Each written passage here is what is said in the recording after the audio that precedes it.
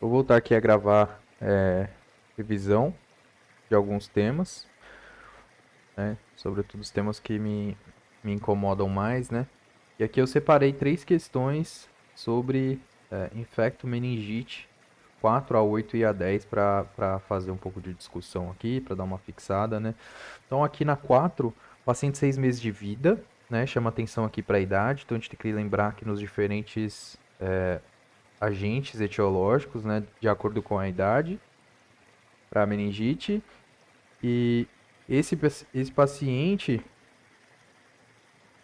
ele teve febre, vômitos e abalamento de fontanela, com líquido cefalorraquidiano indicando proteína maior que 150, né? Indica atividade leucocitária aqui. Glicose bem consumida, 1/3 da glicemia, e leucócitos muito altos, né? Essa alta celularidade sempre chama atenção para polimorfo nuclear, que responde rápido e bastante, responde bem a quimiotaxia, né? Então eu estou pensando aqui em agente bacteriano.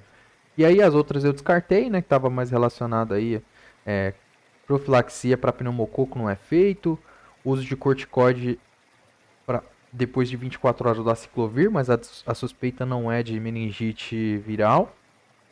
Não é meningoencefalite viral, mas e aqui é a nossa alternativa correta, né? Então, eu fiquei entre a B e a C, e a B falava de meningite bacteriana, e por causa da idade, deve-se incluir cobertura para a Listeria monocytogenes, né? E a gente tem que pensar aqui que a Listeria não entra aqui como agente etiológico frequente no paciente com 6 meses de vida, né? Então, até 2 meses de vida, a gente vai ter inclusão aí da Listeria, vai ter inclusão do Strepto B, o H-lacti, e outro bicho que, se não me engano, acho que Klebsiella, né, que está mais relacionado ali com a passagem do bebê pelo canal vaginal, contato com o períneo, etc, né? Então, nessa idade, com 6 meses, a gente não precisa fazer essa inclusão aqui de cobertura para a Listeria monocytogenes. Mas, de qualquer maneira, né, nosso tratamento aqui é uma meningococcemia mais provável, né? Então, a gente está pensando aqui em meningococo e streptococo, por exemplo. E a gente vai fazer tratamento com ceftriaxone e de qualquer maneira a gente já cobriria, né? Já tá coberto aí, pelo menos em certo grau. Então vamos aqui para o quadro, ó, Neisseria, penicilina G cristalina ou ampicilina, né? E a ampicilina a ampicilina também cobriria aqui a Listeria monocytogenes, né? Listeria monocytogenes. Lembrar dessa ideia aqui, em caso de alergia à penicilina, usar cloranfenicol. E a gente só utilizaria vancomicina, por exemplo, num caso em que eu estou suspeitando de penicilina resistente, né? Num caso, aí tem que usar a epidemiologia para olhar o que acontece naquele hospital, naquele serviço, etc. Né? Ou então, se eu estou pensando em infecção estafilocócica, né? Faz sentido começar com as duas coisas, né? Fazer um oxacilina e aí fazer penicilina G cristalina, né? No caso. Mas basicamente, né, a gente vai tentar entender qual que é o bicho que está produzindo aqui a nossa afetação, né? Produzindo a nossa afetação e vai iniciar o tratamento, né? Aqui é para etiologias definidas e aqui a gente vê o tratamento empírico das meningites bacterianas, né? Nosso paciente ali entra nessa faixa, então vou marcar a faixa. Opa, não é assim que marca a faixa. Não é assim também. É assim. Vou marcar a faixa aqui, né, entre 3 meses e 18 anos aqui, e o tratamento seria com ceftriaxone e acrescenta vancomicina nas regiões onde mais de 2% dos pneumococos apresentam alta resistência à penicilina, né? Então, tem que dar uma olhada no que acontece aí epidemiologicamente. Então, basicamente é isso, né? Ceftriaxone ou cefotaxima, né? Já cobriria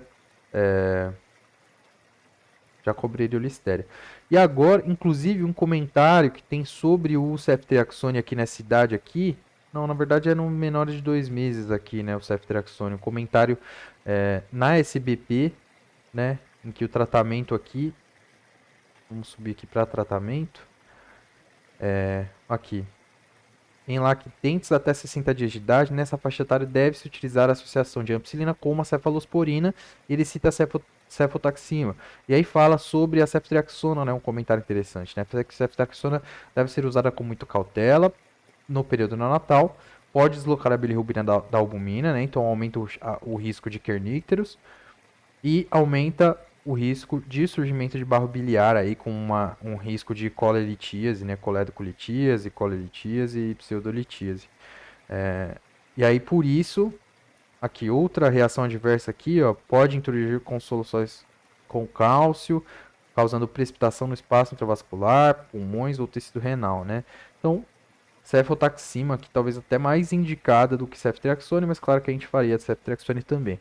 E aí a alternativa correta está falando, então aqui a gente descarta porque listeria não encaixa nessa idade, e aí o correto seria quimioprofilaxia dos contactantes pode ser realizada com rifampicina, inclusive a primeira escolha, e alternativamente com ceftriaxone.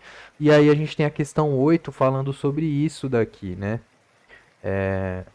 Não é. A 10.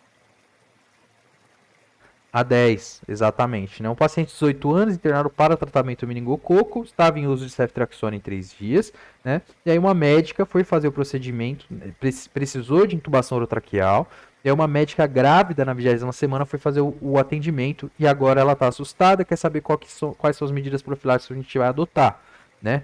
E exatamente sobre isso, né? Fui verificar ali sobre a profilaxia para a gestante em específico. Eu tinha em mente que não era preciso fazer esse antibiótico terapia antes de responder a questão, pensando, o paciente já está sendo tratado e já não transmite. Só que eu não confiei, né, na minha resposta. Fui lá para o médico curso, encontrei ali o esquema profilático mais seguro para a gestante, que é com ceftriaxone ao invés da rifampicina, né? E vim aqui e selecionei essa, inclusive 30% das outras pessoas também fez a mesma coisa. E a gente errou, né? Porque o paciente que já está tratado há 24 horas, né? Tem 18 anos, foi internado. Está fazendo tratamento com ceftriaxone 24 horas. A partir de 24 horas, né? Aqui no caso já tem 72 horas, né? A gente não precisa mais fazer profilaxia para os contatos das pessoas que fizeram contato com ele depois de já instituídas 24 horas de tratamento, né? Então acho que esse é o detalhe aqui. E a questão 8, menina de 10 meses, né? Aí eu tô pensando de novo, né? No meningococo, no streptococo, pneumônia e tal, e no hemófilo. E aqui, 355 leucócitos, um pouco mais baixo, né? Com 60% de polimorfo, 40% de linfomorfo, proteinorraquia elevada, né? Atividade celular, a atividade celular, né? A atividade leucocitária aqui e glicorraquia, né? Consumo pela bactéria, né? Muito baixa aqui a glicose em relação ao do sangue. 1/3, de novo. Ao exame do GRAM foram visualizados diplococos gram negativos, né? Os grandes diplococos gram negativos aqui vão ser exatamente a Neisseria meningitidis, né? O meningococo. E aqui a questão propõe duas ideias. O tratamento deve ser mantido com vancomicina e ceftriaxone em virtude potencial da resistência desse agente às cefalosporinas, ou o tratamento deve ser mantido apenas com ceftriaxone, né? A questão fala que a pessoa que tomou essa decisão clínica tomou a decisão de começar com ceftriaxone e vanco, né? Então ela tomou a decisão empírica e não sei se depois ou antes já tinha informação e tomou a decisão mal, né? Mas a gente tem aí um diplococo gram negativo no caso, né? No gram a gente pôde observar o diplococo gram negativo e aí toma a decisão de trocar apenas para ceftriaxone. A gente já não está mais pensando num streptococo com resistência, né? Então não é muito difícil também a questão, né? Aí troca esse tratamento aqui para somente ceftriaxone para atacar diretamente ali a Neisseria. Faz um ataque direto ao diplococo gram negativo, né? Então, basicamente é isso. E sobre meningite, tá finalizado aí. Vamos fazer o restante.